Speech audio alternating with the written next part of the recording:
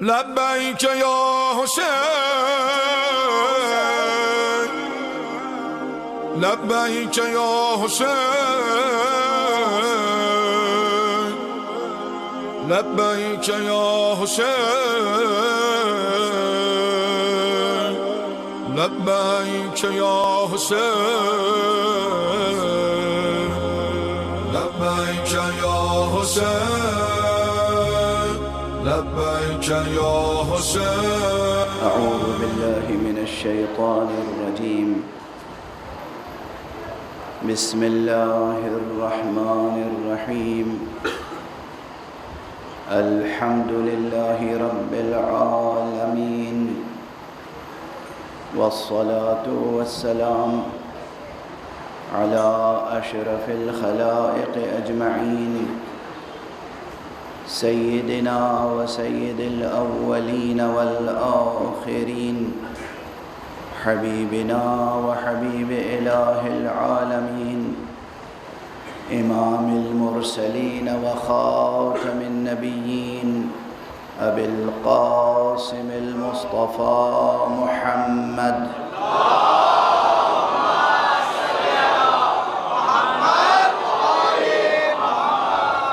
وعلى أهل بيته الطيبين الطاهرين الهداة المهديين المعصومين المظلومين، واللعنة الدائمة على أعداء الحق والدين. أما بعد، فقد قال الله تعالى عز اسمه في محكم كتابه ومتقن خطابه. بسم الله الرحمن الرحيم. الله نور السماوات والأرض، مثل نوره كمشكاة فيها مصباح، المصباح في زجاجة، الزجاجة كأنها كوكب دري يوقد من شجرة مباركة زيتونة لا شرقية ولا غربية، يكاد زيتها يضيء ولو لم تمسسه نار، نور على نور. صدق الله العلي العظيم.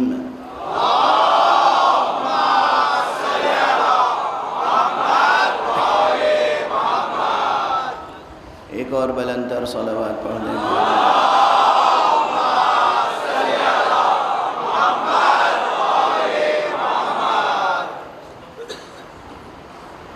قرآن حکیم جو خود کتاب نور ہے، اس کے اس مخصوص سورے کی آیت جس سورے کا نام سورہ نور ہے، اور وہ آیت جس آیت کا نام آیت نور ہے، اور جس میں حق سبحانہ و تعالی نے علم و ہدایت کے شجرہ نور کا تعارف کرایا ہے. علم و ہدایت. علم خود نور ہے، ہدایت خود نور ہے. مجازن ہی نہیں، حقیقتاً نور ہے. کبھی یہ ہوتا ہے کسی چیز کو مجازن، یعنی ایک تشبیہ کے طور پر، سملی کے انداز میں یا میٹافوریکل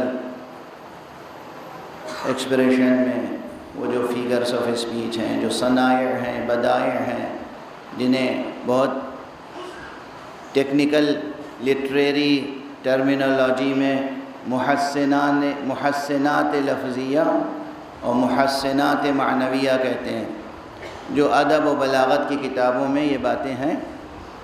لیکن بہت مشکل لفظیں میں کہتا ہوں، پھر ہر لفظ کو آسان بنا دیتا ہوں، تو ہر لفظ کی طرف توجہ کیا کیجیے. ایسا نہ ہو کہ مشکل لفظ سنی تو بس وہیں ٹھٹک کے رہ گئے، آگے بھی سن لیا کیجیے. اور کہتا اس لیے ہوں تاکہ یہ الفاظ اس منبر سے آپ کے پردہ سماعت تک پہنچتے رہیں اور آپ کے دل و دماغ میں نقش ہو جائیں۔ منبر حسینی اور مجلس حسینی کے فیوز و برکات تو بے شمار ہیں، لیکن اس میں سب سے سامنے کی جو خیرات بڑھتی ہے یہاں سے، وہ تہذیب سخن کی خیرات۔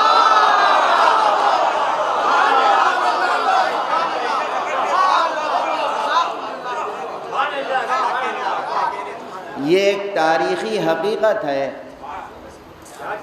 کہ نہ جانے کتنے ایسے حضرات ہیں جنہیں میں ذاتی طور پر جانتا ہوں اور انہوں نے میرے سامنے اعتراف کیا، اور کتنے ایسے ہیں کہ جنہوں نے لکھ کر اعتراف کیا ہے۔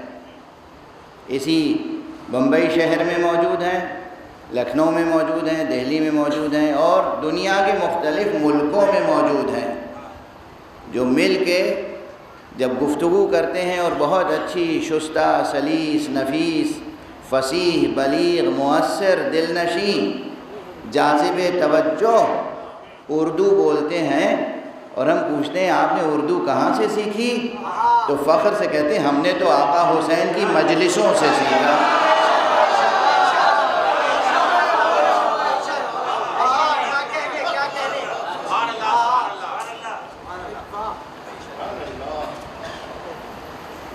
کیا کیفیت ہوگی، کتنی پاکیزہ ہوگی وہ مجلس جس مجلس میں شرکت ہو جائے تو لوگوں کی زبان پاک ہو جاتی ہے۔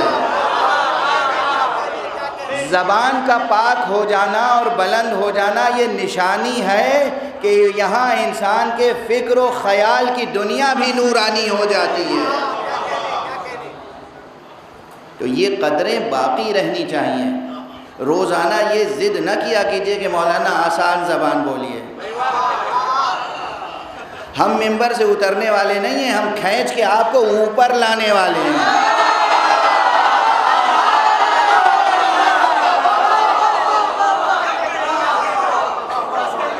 ڈائری لے کے بیٹھیے، پین لے کے بیٹھیے، قلم لے کے بیٹھیے، قلم ہمیشہ ساتھ رکھا کیجئے۔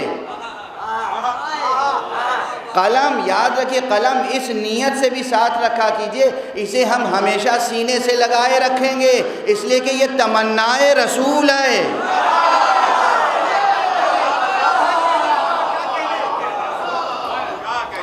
رسول نے آخری وقت ایک چیز مانگی تھی،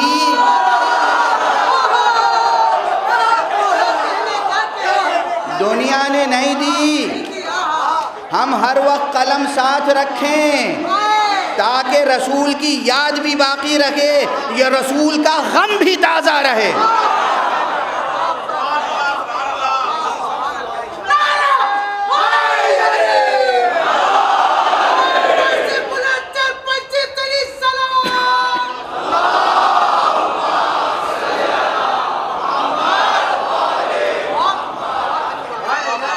حضور صلی اللہ علیہ وآلہ وسلم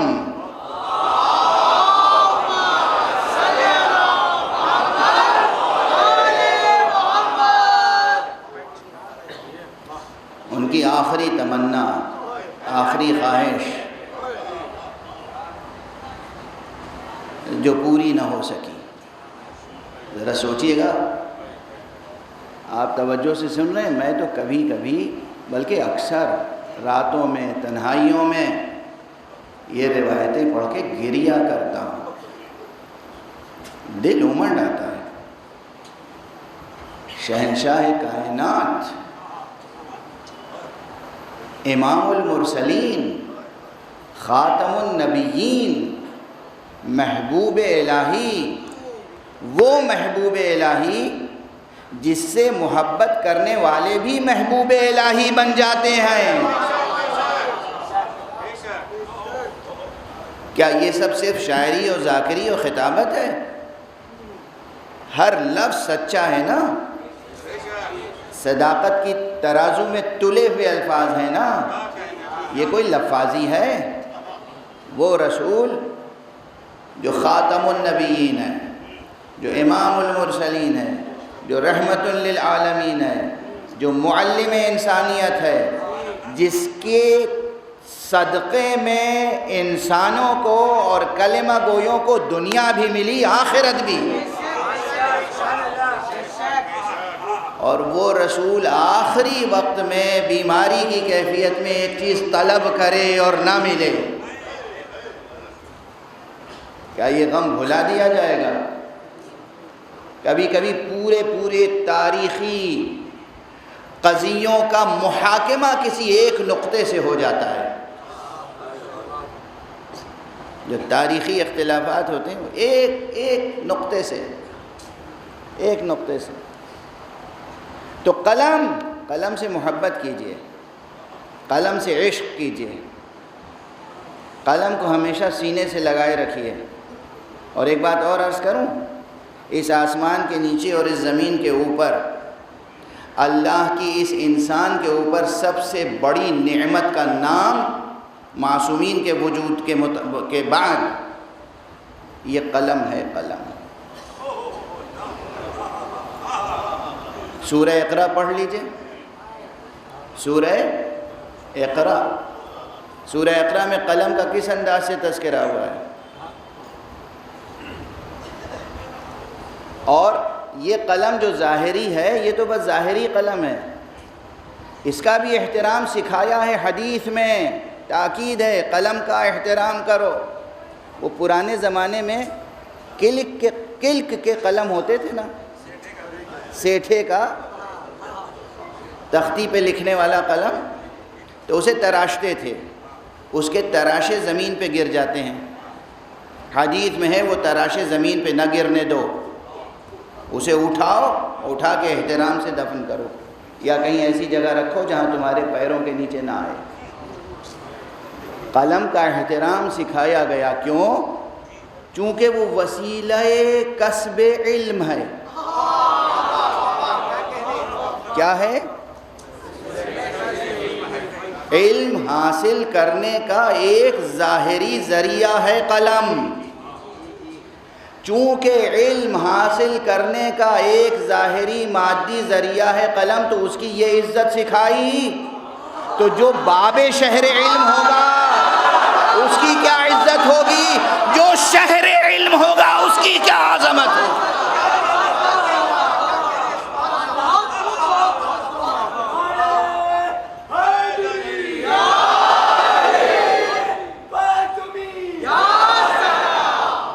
جو شہر علم ہوگا اس کی کیا عظمت ہوگی، اور جو باب شہر علم ہوگا اس کی کیا عظمت ہوگی، کتنی عزت کرنی چاہیے۔ اگر اس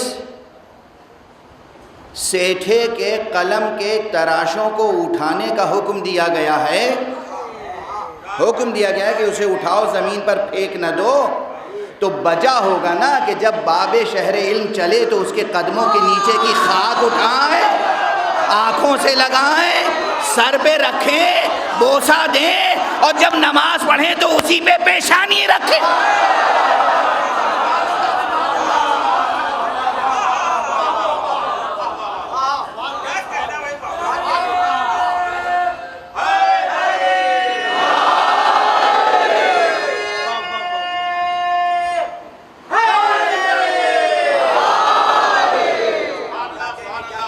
اب بہرحال یہ سب تو وہ برجستہ جملے ہیں جو فوراً آپ کو مخاطب کرتے وقت اور آپ کو مخاطب کرتے وقت زبان پر جاری ہوتے چلے جاتے ہیں، کہتا چلا جاتا ہوں۔ کہنا صرف یہ تھا کہ یہ شکوہ نہ کیا کیجئے کہ الفاظ بہت سخت ہیں، مجھے معلوم ہے سخت الفاظ ادا کرتا ہوں تو اس کے ساتھ آسان بھی ادا کرتا ہوں۔ اور پھر یہ بھی ہے، اس کو بلا وجہ تو نہیں کہتے کہ یہ مجلس مکتب حسینی ہے، یہ مجلس مدرسہ حسینی ہے، یہ مجلس اوپن یونیورسٹی ہیں۔ یونیورسٹی سے، کالج سے، مکتب سے، مدرسے سے آدمی کچھ نہ کچھ نئی بات سیکھتا ہے۔ یہ نہیں کہ سنی ہوئی بات سنے چلے جا رہے ہیں، سیکھنا ہے نا کچھ۔ تو قلم لے کے آئیے، ڈائری لے کے آئیے، کوئی نیا لفظ، نیا ٹاپک، نیا عنوان، نیا کیپشن، نئی ترکیب کوئی نیا استعارہ آئے سامنے اسے نوٹ کیجئے، جا کے ڈکشنری میں تلاش کیجئے، استادوں سے پوچھئے، اور جب تک اس کا کوئی معقول جواب دینے والا استاد نہ مل جائے تو پھر جا کے تل تھپنے سے گھر نہ بیٹھ جائیے، آرام سے جا کے سو گئے۔ انسان سونے کے لیے نہیں پیدا ہوا ہے، انسان وہ ہے کہ جو اس پوری کائنات کی ہر سوتی ہوئی حقیقت کو جگانے کے لیے پیدا ہوا ہے۔ ہمتیں بلند رکھو، ہمتیں۔ اس انسان کامل کی زندگی پر نظر رکھو جس نے ایک مرتبہ سحر کو دیکھا اور کہا اے سحر بتا کہ کبھی تو نے علی کو سوتا ہوا پایا ہے؟ شاید اسی منبر سے میں نے عرض کیا تھا، یعنی علی ابن ابی طالب اس زندہ بیدار کا نام ہے جو سحر کو جگاتا تھا، سحر اس کو نہیں جگاتی۔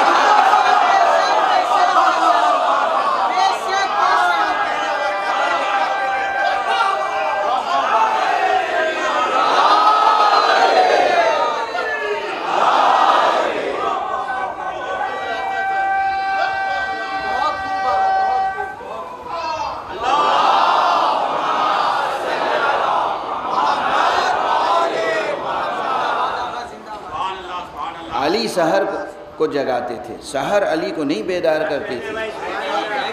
اور دوسرے مقام پر ایک جملہ اور ہے، حضرت نے، حالانکہ مصائب کے ذہن میں آتا ہے لیکن آپ کو آج سنا کے آگے بڑھوں، ایک تسلسل سے ذہن میں مضمون آ رہا ہے تو عرض کرتا جا رہا ہوں۔ یہی مولا ہیں، مولا کائنات،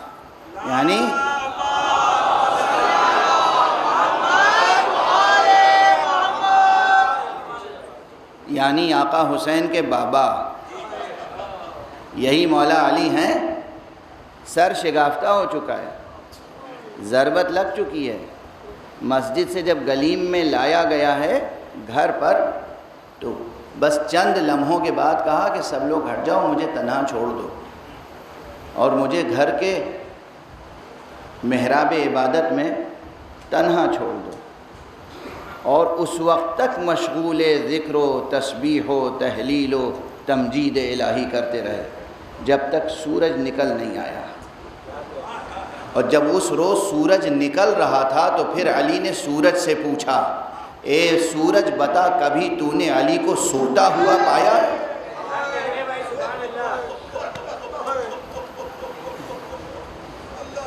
بلند ہو گئی نا آپ کی آوازیں، ضبط کیجئے۔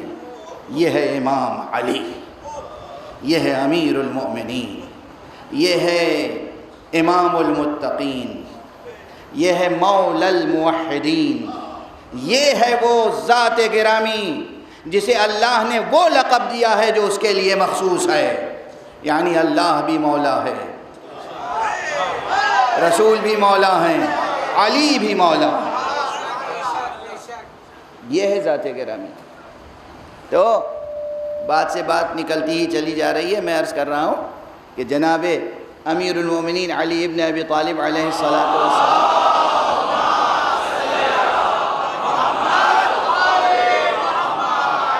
کا وجود مبارک اور خود حضور علیہ السلام کا وجود مجازات قرآنی کی تعویلات اہل بیت کے ضمن میں یہ بات آتی ہے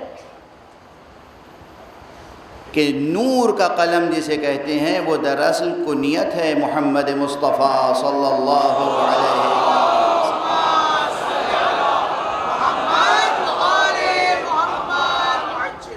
اب یہ تعویلات کی بات ہے، دیکھیے ہم تو خدا کی قسم کھل کے فضائل پڑھ نہیں پاتے، ورنہ لوگوں کا سنبھالنا مشکل ہو جائے گا۔ ہاں، لوگ فضائل کا تحمل نہیں کر سکتے۔ کیا ہے حقیقت محمدیہ، کیا ہے حقیقت علویہ، کیا ہے حقیقت فاطمیہ، کیا ہے حقیقت حسنیہ، کیا ہے حقیقت حسینیہ، یہ ساری نوری حقیقتیں اور نورانی حقیقتیں آیت نور کے ضمن میں موجود ہیں۔ شجر نور کا تذکرہ ہے۔ تو آج ایک بات کی طرف اشارہ کروں، صرف ایک بات کی طرف۔ اتنے مسائل سامنے ہوتے ہیں، مجھے معلوم ہے ایک موضوع میں نے سامنے رکھا، لیکن اتنے مسائل ہوتے ہیں، تقاضے ہیں زندگی کے، تقاضے۔ مجھ سے تو کوئی کہتا ہے کسی بات کا اعلان کیجئے، تو اس اعلان کے لیے بھی ایک تمہید قائم کرنی پڑتی ہے، اور وقت وہی محدود ہے۔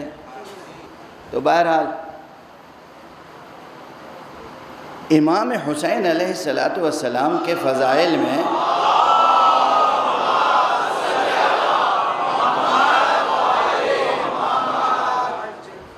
جہاں اور باتیں وہاں ایک بات صرف یہی سامنے رکھیے، کتنی بڑی فضیلت ہے، کتنی بڑی خصوصیت ہے۔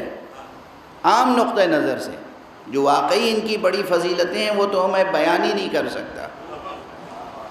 عام نقطہ نظر سے انسانی افق ذہن کو سامنے رکھ کر کتنی بڑی فضیلت ہے۔ یہ نسل انسانی کا سلسلہ کب سے ہے؟ کب سے ہے؟ اگر یہ عام تاریخیں تسلیم کر لیں ہم، جو مسلمان مورخین نے لکھی ہیں، تو حضرت آدم علی نبینا و علیہ الصلاۃ والسلام سے لے کر اور حضرت آدم سے لے کر ہمارے پیغمبر خاتم صلی اللہ علیہ وآلہ وسلم تک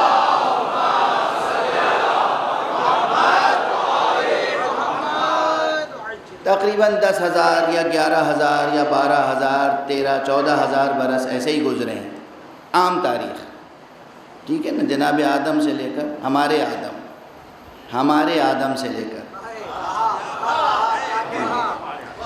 آدم سے لے کر حضرت خاتم تک تقریباً 10,000 یا 12,000 یا ایسے ہی، بس اس سے زیادہ نہیں۔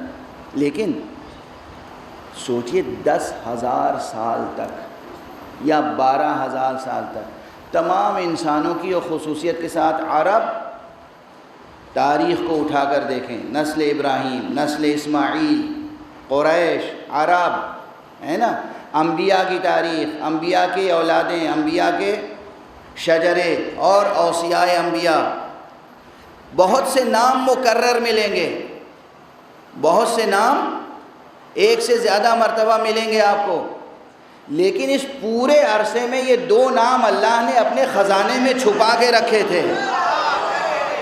ہمارے امام حسن سے پہلے اور امام حسین سے پہلے کوئی بچہ ایسا نہیں پیدا ہوا جس کا نام حسن یا حسین رکھا گیا۔ خود یہ ایک ظاہری فضیلت ایسی ہے جسے ہم کہتے ہیں عام اصطلاح میں سنگ میل۔ معلوم ہوتا ہے کہ اس کے پہلے انسانی دنیا کچھ اور تھی، اس کے بعد انسانی دنیا کچھ اور ہوگی۔ اور عرب کلچر کیا تھا؟ آج بھی اٹھا کے جو اسٹوڈنٹس ہیں جا کے دیکھیں، جو لوگ کلچرل ہسٹری پہ ریسرچ کرتے ہیں، عرب کلچر یہ تھا کہ اپنے بیٹوں کا نام عموماً اب کیا قبیح رکھتے تھے۔ دیکھ لیجئے کیسے کیسے نام ہیں، صخر، حرب، امیہ، مطلب اور بہت سے نام لوں یا نہ لوں، چھوڑیے جانے دیجئے۔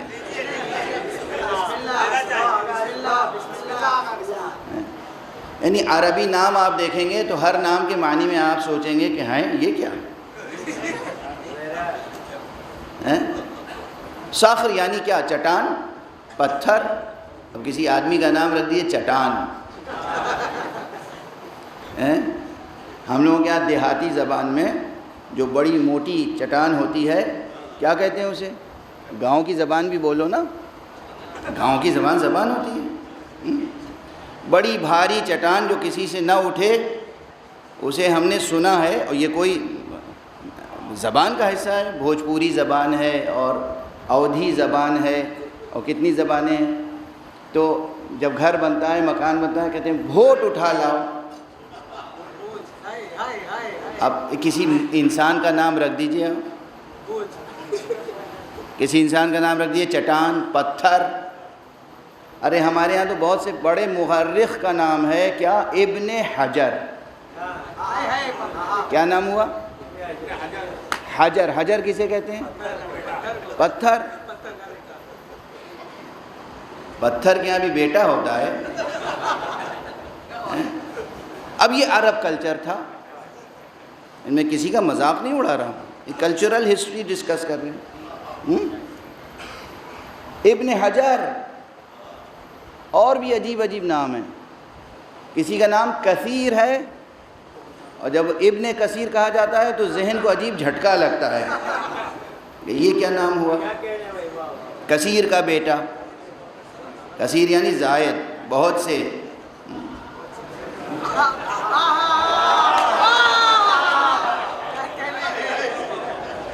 کلچر خود اپنے دیکھیے نا، کلچر کیسا کلچر ہے۔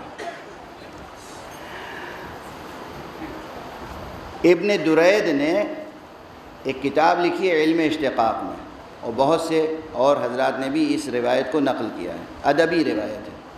پوچھنے والے نے پوچھا کہ بھائی تم عربوں میں یہ کیا رسم ہے، غلاموں کے نام بہت اچھے رکھتے ہو، دلاویز، سننے میں اچھا لگتا ہے، بولنے میں اچھا لگتا ہے، پکارنے میں اچھا لگتا ہے، اور بیٹوں کے نام ایسے رکھتے ہو، کتا، بلی، کتے کا بچہ۔ اب میں ترجمہ سنا رہا ہوں، اصل لفظ نہیں سنا رہا ہوں، ڈکشنری میں ڈھونڈیے گا جا کے۔ اژدہا، پتھر، چٹان، یہ سب کیا ہے؟ بیٹوں کے نام ایسے رکھتے ہو اور غلاموں کے نام اچھے اچھے رکھتے ہو۔ یہ عرب کلچر تھا، کون سا؟ جاہلیت والا۔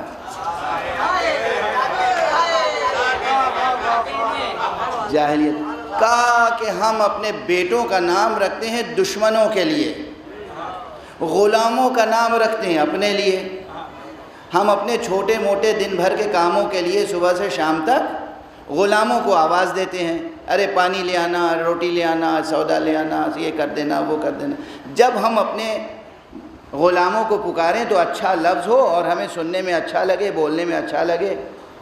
بیٹوں کا نام رکھتے ہیں دشمنوں کو خاطر میں رکھ کر، کہ دشمن اگر ہمارے بیٹا کے نام لے تو اس کے لیے ایک مکروہ نام سامنے آئے، کریہ، مکروہ، درشت، خشک، کھردرا، کیا کہوں، کیسے میں اس جاہلیت کی ذہنیت اور تہذیب کو کن لفظوں میں سمجھاؤں۔ یہ سب کتابوں میں درج ہے۔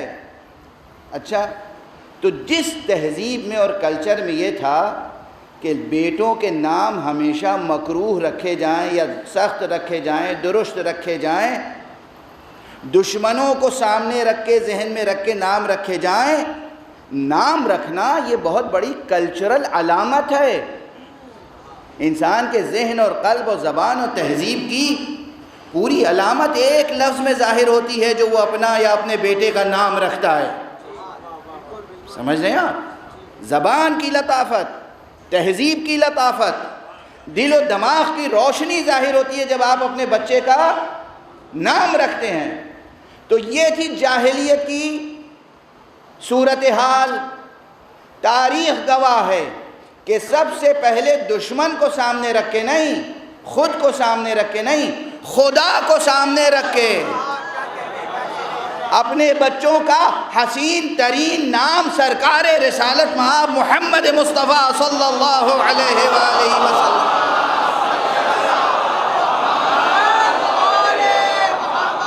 نے رکھا، اور بأمر الہی رکھا، خدا کے حکم سے رکھا، خدا کا بتایا ہوا نام رکھا۔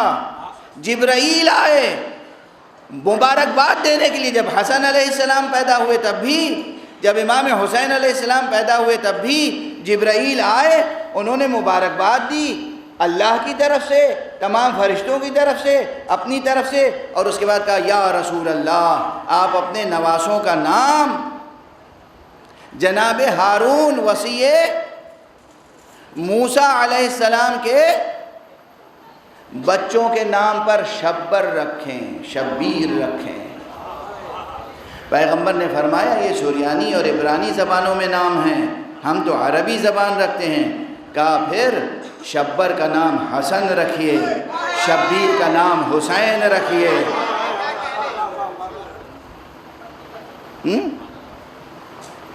آپ سمجھ لیں صرف ایک نام کے حوالے سے، یہ نام نہیں ہے، آدم سے لے کے قیامت تک تاریخ انسانی 2 حصوں میں بانٹی ہے۔ پہلے کیا تہذیب و تصور تھا، اب کیا تہذیب اور تصور ہے۔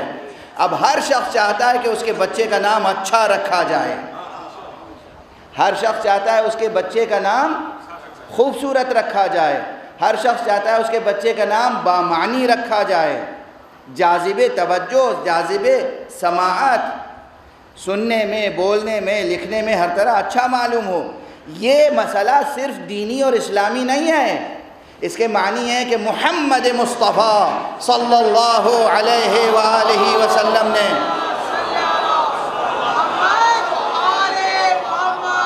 پورے عالم انسانی کی سوچ بدل دی، فکر بدل دی، تہذیب بدل دی، اور بچوں کی قدر شناسی سکھا دی۔ تو خود یہ نام نامی حسین تاریخ کا منفرد نام ہے۔ آقا حسین سے پہلے کسی کا نام حسین نہیں ہوا۔ اب بعد میں لوگ ان کے نام نامی پہ اپنا نام رکھتے ہیں، بچوں کے نام رکھتے ہیں، یہ ایک الگ بات ہے۔ ان سے پہلے کسی کا نام حسین نہیں ہوا، اور ان کے بھائی حسن سے پہلے کسی کا نام حسن نہیں ہوا۔ اور پھر حسن اور حسین دونوں نام مشتق کس مادے سے ہیں؟ روٹ ورڈ کیا ہے؟ حسن، ہے سین نون، حسن۔ اور یہ حسن ہر طرح کا حسن جہاں بھی ہو کائنات میں، اس کا سرچشمہ تلاش کیجئے گا تو ان 2 جوانوں میں مل جائے گا۔ بہشت کا حسن بھی انہی کے دم قدم سے قائم ہے، اس زمین کا حسن بھی ان کے دم قدم سے قائم ہے، کہکشاؤں کا حسن بھی ان کے دم قدم سے قائم ہے۔ خدا کی قسم یہ اللہ کے 5 انوار وہ ہیں کہ پوری کائنات میں، مخلوقات میں، امکانات میں جہاں کہیں بھی روشنی کی کوئی کرن یا نور کا کوئی پرتو ہے، وہ انہی کے روح مبارک کا عکس ہے۔ یہ ہے نور مجرد، خصوصیت کے ساتھ حضرت امام حسین علیہ السلام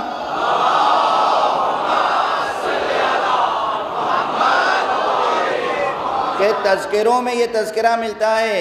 مولانا جامی، مشہور صوفی، مشہور تذکرہ نگار، مشہور نعت نگار، مشہور روحانی بزرگ، مسلمان تہذیب و ثقافت کے مولانا عبد الرحمن جامی نے لکھا ہے کہ امام حسین کی پیشانی پر اور آپ کے رخسار پر ایسا نور ہوتا تھا کہ آپ جہاں بیٹھ جاتے تھے کتنا ہی اندھیرا ہو وہ جگہ روشن ہو جاتی ہے۔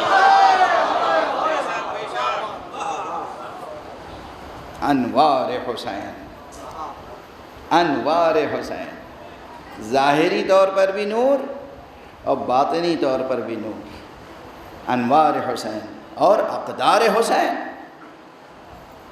ویلیوز، اقدار، آپ کی ذات گرامی سے جو ہدایت کے چشمے پھوٹے، جو لوگوں کو گائیڈنس ملی، ہدایت ملی، علم ملا، عرفان ملا، اس کی تو کوئی انتہائی نہیں ہے۔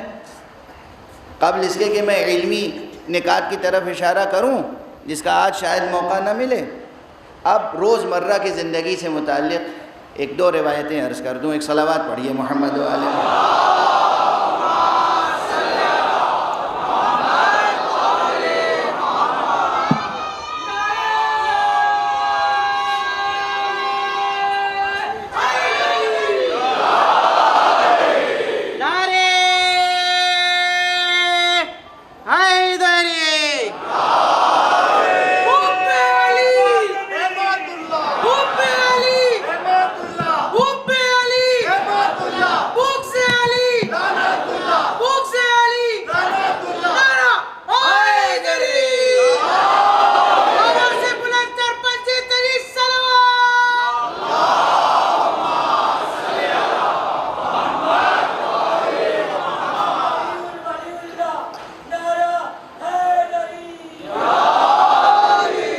امام حسین تشریف لے جا رہے ہیں۔ اچھا اس سے پہلے ایک واقعہ اور سن لیجیے۔ بیٹے کس کے ہیں؟ بیٹے کس کے ہیں؟ مولا علی کے بچپن کا واقعہ سناؤں آپ کو؟ شاید یہ واقعہ زیادہ ذکر نہیں ہوتا۔ مولا علی کا جب ظاہری بچپن کا زمانہ تھا تو اکثر اپنی مادر گرامی حضرت فاطمہ بنت اسد سے کہتے تھے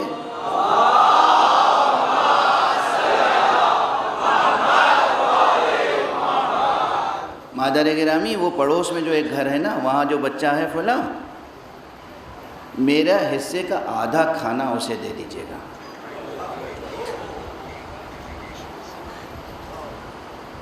بیوی کہتی تھی میں پہلے سب گھروں میں بھیج چکی ہوں، نہیں مگر میں چاہتا ہوں کہ میرے حصے کا آدھا کھانا اسے دیا جائے۔ آپ دیتی تھیں، یہ جا کے دے کے آتے تھے ان غریب بھوکے نادار بچوں کو، اور واپس آ کے دیکھتے تھے کہ پلیٹ پھر لبریز ہے، پورا حصہ رکھا ہے، ماں نے پھر پیٹ بھر کے کھانے کے لیے دے دیا۔ کہا نہیں مادر گرامی نہیں، میں آدھا دے چکا ہوں، اب میں پورا حصہ نہیں لوں گا، آدھا ہی لوں گا۔ مزاج پہچان رہے ہیں؟ یہ اہل بیت کون اہل بیت ہیں؟ یہ شجر نور کے افراد کون ہیں؟ انسانیت پر کیا کیا احسان ہے ان کا، یاد رہے گا یہ واقعہ؟ اس امیر المومنین، اس امام المتقین، اس ابو المساکین، مسکینوں اور یتیموں کے والی و وارث علی کے بیٹے ہیں حسین۔ تو آقا حسین کی روش کیا ہے؟ وہ بھی وہی ہے۔ آقا حسن کی بھی روش وہی تھی، ان کی بھی روش وہی ہے۔ اب چند تاریخیں لوگ، چند واقعے مشہور ہو جاتے ہیں، ورنہ ان کے تو روزانہ زندگی میں ایسے واقعات ہوتے تھے۔ گھر سے نکلے، تشریف لے جا رہے ہیں، اور راستے میں جسے آج کل آپ کیا کہتے ہیں، فٹ پاتھ، اور جو لوگ فٹ پاتھ پہ سوتے ہیں ان کا درد کسی کو نہیں محسوس ہوتا، حالانکہ وہ مزدور ہوتے ہیں جن کے ہاتھ کے ہنر سے آپ کے گھر بنتے ہیں اور روشن ہوتے ہیں۔ بے ساختہ یاد آ گئے مجھے، ایک شاعر تھے، شاعر اہل بیت راقم لکھنوی صاحب، انہوں نے فرمایا ہے وہ جو فٹ پاتھ پہ آسودہ ہیں، وہ جو فٹ پاتھ پہ آسودہ ہیں ان کے ذہنوں میں بھی گھر ہوتے ہیں۔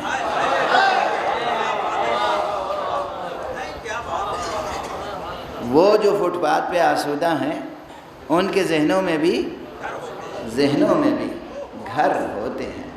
بہرحال ان کی کون قدر کرتا ہے؟ ماشاءاللہ جس کے پاس جتنا زیادہ روپیہ پیسہ ہو جاتا ہے وہ اتنی ہی اونچی گاڑی پہ بیٹھ کے زن سے نکل جاتا ہے۔ کون رک کے دیکھتا ہے؟ کون ٹھہر کے کسی کو دیکھتا ہے کیا کھا رہا ہے، کیسے کھا رہا ہے؟ آقا حسین اپنے فرس پر ہیں، گھوڑے پر چلے جا رہے ہیں، دیکھا کہ کچھ حبشی جوان، حبشی سیاہ غلام، سلیبس، یہ بیٹھے ہوئے سوکھی روٹی کھا رہے ہیں، اور ان میں سے ایک نے کہا ابو عبداللہ ہمارے پاس یہی میسر ہے، آئیے آپ ہمارے ساتھ بھی کھانا کھا لیجیے۔ آقا نے فوراً گھوڑا روکا، اتر آئے، وہیں زمین پر ان کے ساتھ بیٹھ گئے۔ حسین حسین حسین، شفقت کے ساتھ، محبت کے ساتھ بیٹھے، اور تھوڑا سا جو بھی اس سوکھی روٹی سے کھایا، اور جب دیکھا کہ سب کھا چکے، کہا دیکھو بھئی تم نے ہمیں دعوت دی، ہم نے تمہاری دعوت قبول کی، اب میں دعوت دے رہا ہوں، سب لوگ چلو میرے ساتھ۔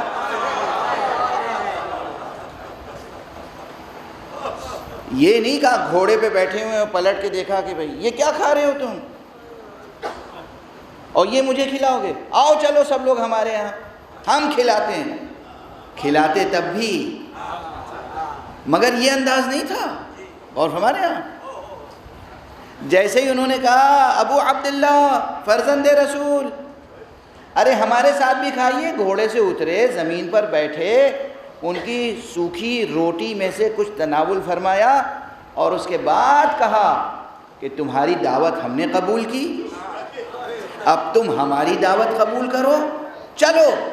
سب آئے خوشی خوشی آقا کے ساتھ، آقا کی ڈیوڑی پہ بیٹھے، آقا نے بہترین کھانا کھلایا، سب کو مالا مال کیا، اور جب جانے لگے تو لوگوں نے کہا آپ نے بہت دے دیا۔ کہا کیسی بات کرتے ہو، ان کے پاس تو جو کچھ تھا انہوں نے سب دے دیا تھا ہمیں، ہمارے پاس تو اب بھی بہت کچھ موجود ہے۔ اسے کہتے ہیں سخی حسین۔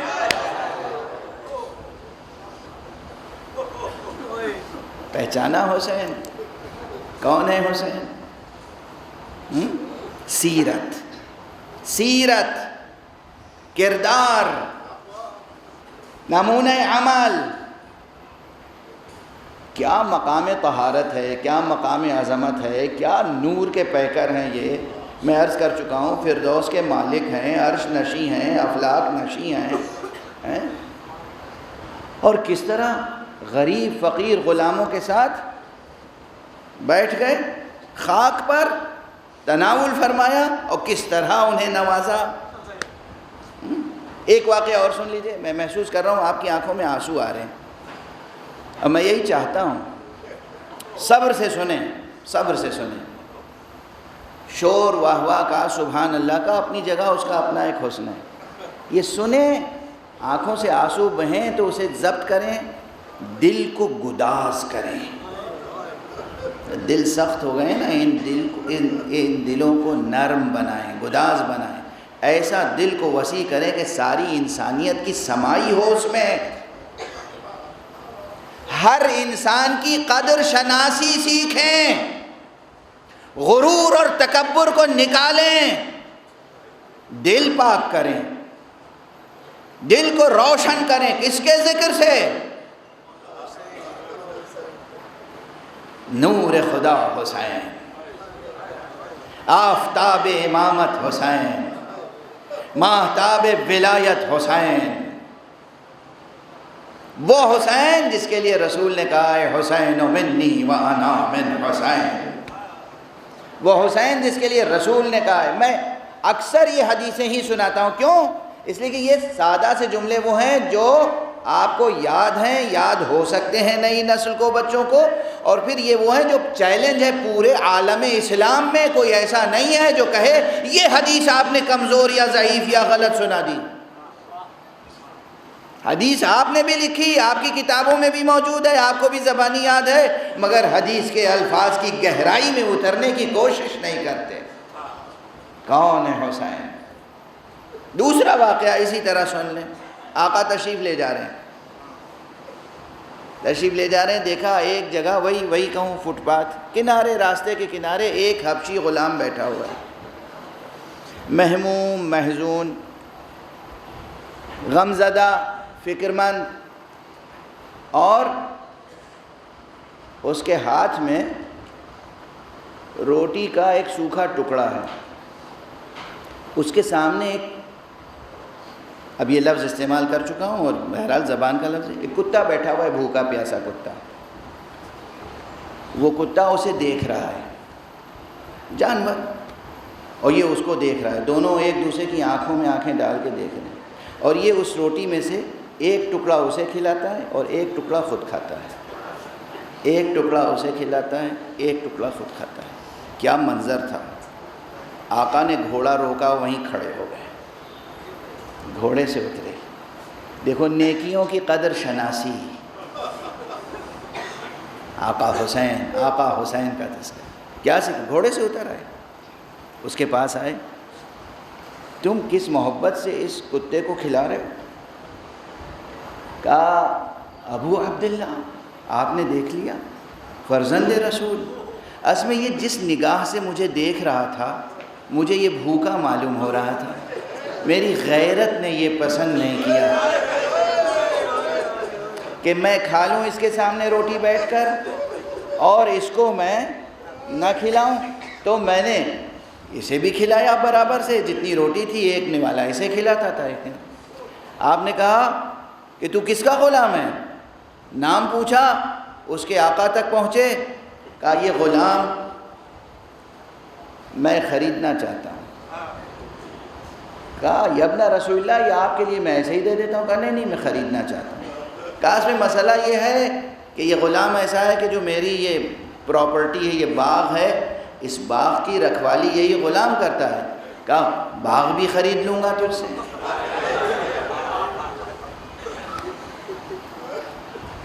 غلام کو خریدا، باغ کو خریدا، باغ غلام کے نام لکھ دیا اور غلام کو کہا تو اللہ کی راہ میں آزاد ہے.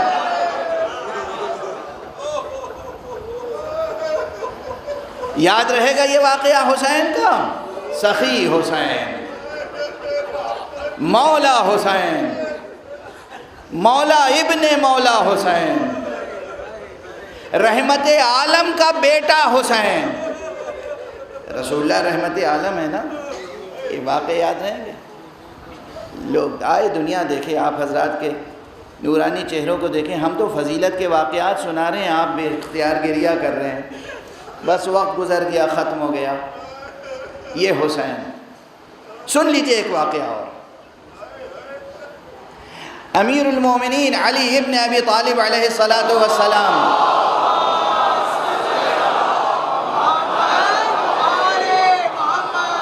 کی حیات طیبہ میں، آپ کی زندگی میں، کوفے میں، جس وقت آپ کی ظاہری خلافت کا زمانہ تھا، کوفے میں قحط پڑا، قحط سالی، بارش نہیں ہوئی. لوگ آئے، یا امیر المؤمنین بارش نہیں ہوئی، قحط سالی ہے، زراعت نہیں ہوئی، باغوں میں پھل نہیں آئے. آپ نے کہا اچھا. آپ نے آقا حسین کو بلایا. کہا حسین ذرا دعا تو کرو بارش کے لیے.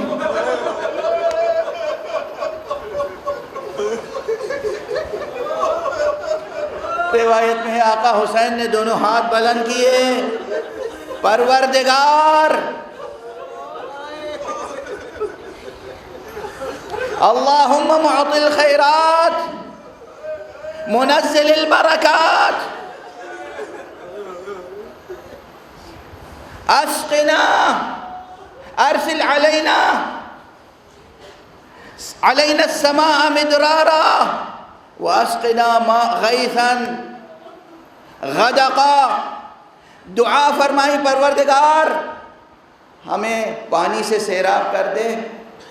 آقا کی دعا ختم نہیں ہوئی تھی،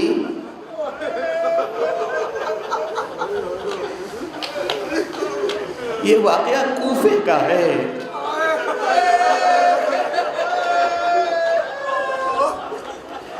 یہ واقعہ کوفے کا ہے. ابر آیا، خوب بارش ہوئی، کوفے میں بارش ہوئی، کوفے کے اطراف میں بارش ہوئی. دور دور سے لوگ آئے، لوگوں نے گواہی دی کہ سارا صحرا جل تھل ہو گیا. جہاں نشیب تھا وہاں پانی جمع ہو گیا اور لوگوں کی شکایت مٹ گئی. یہی کوفہ ہے جس نے حسین کو پیاسا رکھا.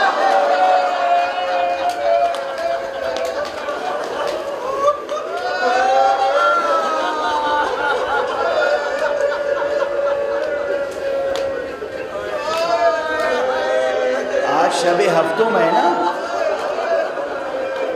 تاریخ میں یہی ہے نا کہ 7ویں محرم سے پانی بند ہو گیا.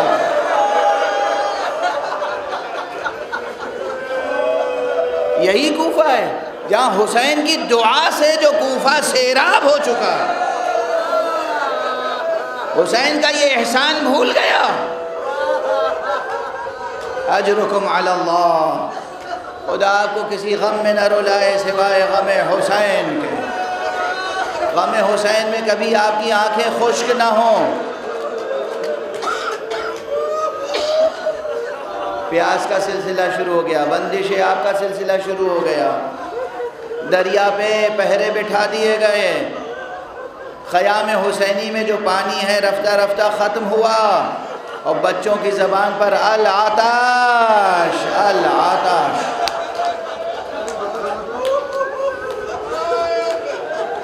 اب چند شبیں رہ گئی ہیں. اب رونے میں بخل سے کام نہ لیجیے گا.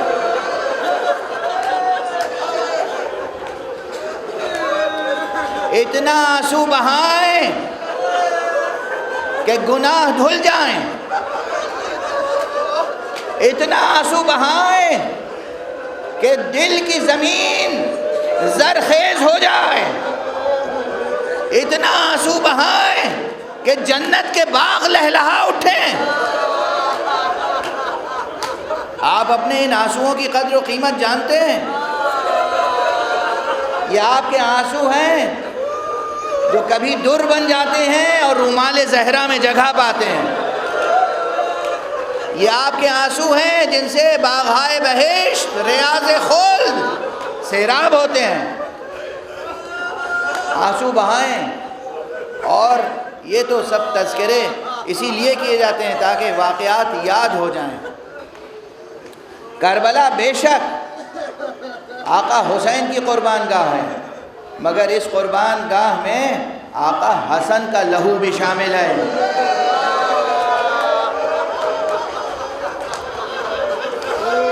آج ذرا مختلف طریقے سے میں مصائب پڑھوں گا۔ عموماً ایک شہادت پڑھ دی جاتی ہے، نہیں، یاد رکھیں، پڑھیں، دیکھیں۔ آقا حسن کے 5 بچے، 5 بیٹے کربلا میں موجود تھے۔ آقا حسن ان 5 کے 5 نے جنگ کی، حصہ لیا جنگ میں، جہاد میں، اور 3 بچے قربان ہو گئے، 3 بچے قربان ہو گئے۔ یہ قربانیاں وہ ہیں سادہ، صرف سادہ تاریخی بیان عرض کر رہا ہوں، کوئی اس میں عبارت آرائی نہیں ہے، کوئی زیب داستاں کے لیے اضافہ نہیں ہے، صرف تاریخ، کوئی شاعرانہ بیان نہیں ہے، کوئی خطیبانہ بیان نہیں، صرف تاریخ کے جملے تاکہ یاد رہیں، اور یاد ہیں آپ کو۔ میں تو صرف یاد دہانی ہوتی ہے ممبر سے مصائب میں، اور کیا ہو سکتا ہے۔ آقا حسن کے 3 بیٹے آقا حسین پہ قربان ہو گئے۔ جب آقا امام حسن کی شہادت ہو رہی تھی، وفات ہو رہی تھی، آقا حسن نے جو وصیتیں کی تھی امام حسین سے، کہا تھا بھیا حسین میرے بعد ظاہر ہے میں امام وقت ہوں، اب تم امام وقت ہو، یہ کائنات تمہارے حوالے، یہ اسلام تمہارے حوالے، یہ امت تمہارے حوالے۔ اور اس کے بعد کیا کہا؟ یہ میرا کنبہ بھی تمہارے حوالے۔ یہ جو میرے بچے آج یتیم ہو رہے ہیں بھیا حسین، انہیں بیٹوں کی طرح تم ہی پالنا۔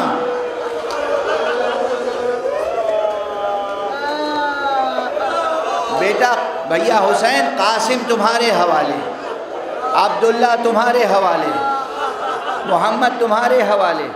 اپنے بچوں کو آقا حسین کے حوالے کیا۔ آقا حسین ابھی سن چکے ہیں، جو غلام حبشی پہ کیسی شفقت کرتے تھے، وہ اپنے بھائی کے بچوں پہ کتنی شفقت کرتے ہوں۔ اسی لیے میں کہتا ہوں آقا حسین نے قاسم کو جینے کے لیے پالا تھا، مرنے کی اجازت کیسے دیتے؟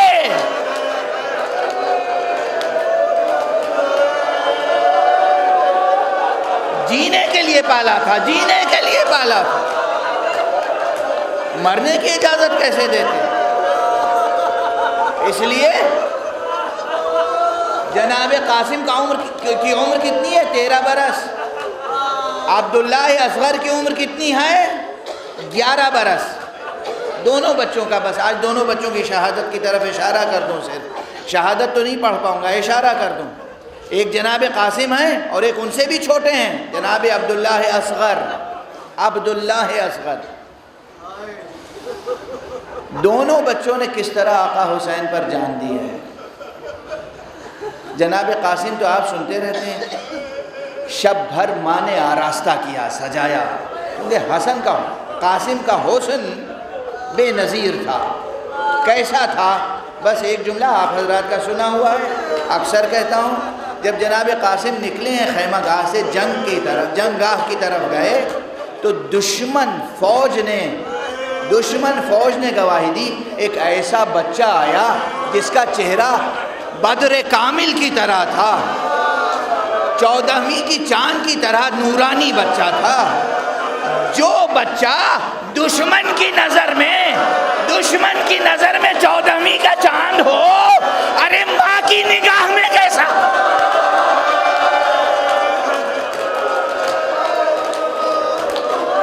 ماں کی نگاہ میں کیسا ہوگا؟ چچا کی نگاہ میں کیسا ہوگا؟ گھر والوں کی نگاہ میں کیسا ہوگا؟ قاسم آئے، 13 برس کا سن، 13 برس کا سن، پرسہ دیجئے، جناب ام فروا کو پرسہ دیجئے، بھتیجے کا پرسہ حسین کو دیجئے۔ قاسم آئے اور چچا سے اجازت چاہیے۔ چچا نے اجازت پہلے نہیں دی، کیا کہا؟ بیٹا تم اپنی ماں کی امید ہو، ماں کا سہارا ہو۔ فوراً کہا امو جان، چچا جان، ارے میری ماں نے سجا کے بھیجا ہے، یہ تلوار ماں نے باندھی ہے کمر میں، میری ماں راضی نہیں ہوں گی اگر میں قربان نہ ہوا۔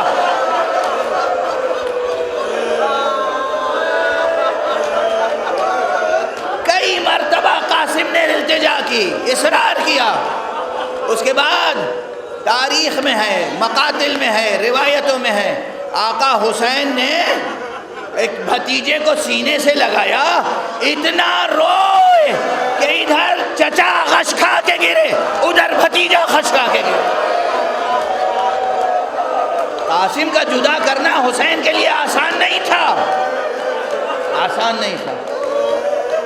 بالآخر بہت سی تفصیلات جو آپ سنتے رہتے ہیں مختلف ذاکروں سے، اسے میں ذکر نہیں کر رہا ہوں، وقت بھی نہیں ہے۔ جناب قاسم نے اجازت لے لی چچا سے، میدان میں گئے۔ انداز کیا ہے ذرا دیکھیے تو، معصومیت کا کیا عالم ہے، شجاعت کیسی ہے، بہادری کیسی ہے، دشمن سے بے پرواہی کیسی ہے، زندگی اور اس دنیا سے بے پرواہی کیسی ہے۔ کہتے ہیں کہ زرہ بھی جسم پر نہیں تھی، ایک ہلکا سا کرتا، اور گھوڑے پر تشریف فرما ہوئے تو پاؤں رکاب تک نہیں پہنچتا تھا۔ دشمن نے دیکھا تو نالین کا تسمہ ٹوٹا ہوا تھا۔ جنگ کے لیے جا رہا ہے شہزادہ، جنگ کے لیے جا رہا ہے امام زادہ۔ اور بس اب تفصیل نہیں عرض کروں گا چونکہ دوسرے بھائی کا بھی تذکرہ میں کہہ چکا ہوں، کرنا ہے اس وقت۔ جناب قاسم گئے، بھرپور جنگ کی، بڑے بڑے نامی گرامی پہلوانوں کو تہہ تیغ کیا، مگر ہلکا کر کے امام حسن کے اس چاند کو حالے میں لے کر ہر طرف سے جب شہید کرنے کی کوشش ہوئی اور ایک شقی روبرو آیا تو ایک مرتبہ ایسا گرز گراں سر مبارک پہ لگا، بچے سے قاسم سے گھوڑے پر ٹھہرا نہ گیا، زمین پر آتے آتے آواز دی، چچا جان مدد کو آئیے۔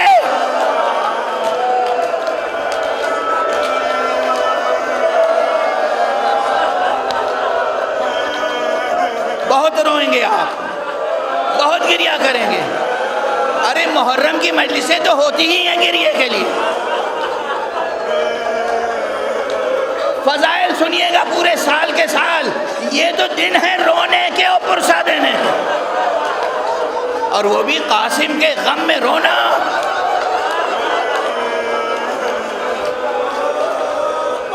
سنیے، آقا گئے، آقا گئے، جب گئے تو آپ نے دیکھا کہ ایک شقی ہے جو چاہتا ہے کہ جناب قاسم کا سر جدا کرے۔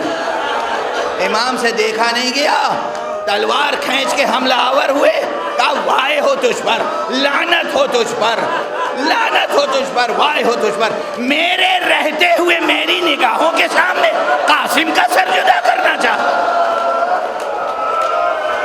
اس شقی کو بچانے کے لیے جو دشمن فوج آئی، ادھر کا لشکر ادھر، ادھر کا لشکر ادھر، ارے قاسم!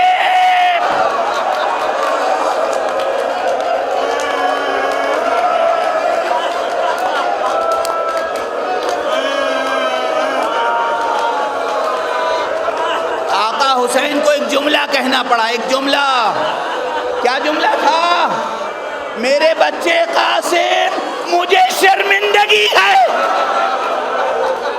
میں شرمندہ ہوں کہ تم مدد کے لیے پکارو اور میں مدد بھی نہ کر پاؤں۔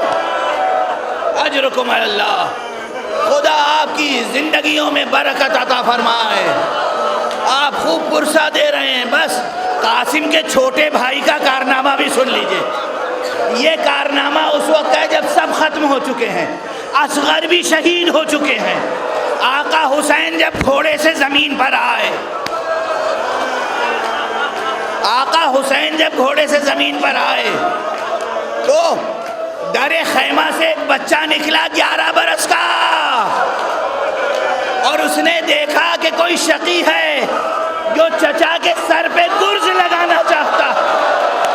بچہ بڑھا اور اس نے آ کے اپنا سر چچا کے، اپنا ہاتھ چچا کے سر پہ رکھا اور کہا او شقی، میرے رہتے ہوئے میرے چچا کو ذبح کرے۔ کیا بہادری ہے، کیا شجاعت ہے۔ ایک مرتبہ اس شقی نے تلوار لگائی، بچے کا ہاتھ کٹ گیا، بچہ بلکنے لگا، حسین نے سینے سے لگایا، ادھر حسین نے سینے سے لگایا، حرملہ نے تیر کا نشانہ لیا۔ یہ حسن کا بچہ حسین کے سینے سے لگ کر شہید ہو گیا۔ واہ حسنا، واہ قاسمہ، واہ حسین۔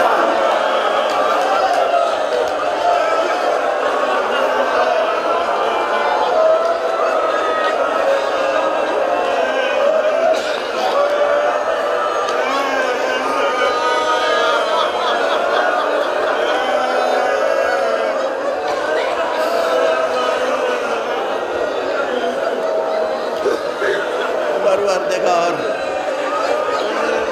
ہماری اس مختصر سی عبادت عزا کو قبول فرما۔ معبود پروردگار ملت اسلامیہ کو پروردگار تہذیب محمد و آل محمد کے سانچے میں ڈھال دے۔ پروردگار جو مسلمان غفلت میں ہیں، حسین کا مرتبہ نہیں پہچانتے، انہیں آقا حسین کی معرفت عطا فرما۔ پروردگار معبود ہمیں علوم قرآن اور معارف اہل بیت سے آشنا فرما۔ پروردگار انسانیت بلک رہی ہے، انسانیت کراہ رہی ہے، انسانیت بے چین ہے۔ تمام انسانوں کو شہادت حسینی کے صدقے میں امن اور عافیت کی زندگی عطا فرما۔ پروردگار انسانی معاشروں سے جہالت کو، غربت کو، بیماریوں کو دور فرما۔ پروردگار ہمارے سروں پر رہبر عالی قادر حضرت آیت اللہ العظمیٰ خامنئی کا سایہ برقرار رکھ۔ پروردگار ہمارے سروں پر حضرت آیت اللہ العظمیٰ سید علی سیستانی کا سایہ برقرار رکھ۔ پروردگار جتنی مرجعیات رشیدہ ہیں ان کو اپنی خاص حفظ و امان میں رکھ۔ اے پروردگار معبود اپنے ولی آخر کو اذن ظہور عطا فرما اور ان کے ہاتھوں سے اپنی رحمت و رافت و عدالت کا پرچم لہرا دے۔ آپ حضرات سے خصوصی التماس ہے، 2 التماس ہے۔ ایک تو یہ کہ ہوئز حسین تنظیم کے بچے 27 اگست کو ایک بلڈ ڈونیشن کیمپ لگا رہے ہیں، آپ حضرات ان کے ساتھ تعاون کریں۔ پروردگار آپ کی زندگیوں میں قوت حیات اور برکتیں عطا فرمائیں۔ اور یہ چند نام خصوصیت سے دیے گئے ہیں۔ سید عادل حسین، یہ بچہ نوجوان بچہ، نوخیز بچہ ابھی یہیں کہیں 3 منزلہ عمارت سے گر کر زخمی ہو گیا ہے اور اس کا آپریشن ہونا ہے۔ آپ حضرات اس کی صحت و زندگی کے لیے دعا کیجیے گا۔ ایک بچی ہے نزہت فاطمہ، اسے ایک مہلک بیماری بتائی گئی ہے سرطان کی، کل اس کا آپریشن ہونے والا ہے، اس کی صحت کے لیے بھی دعا فرمائیے گا۔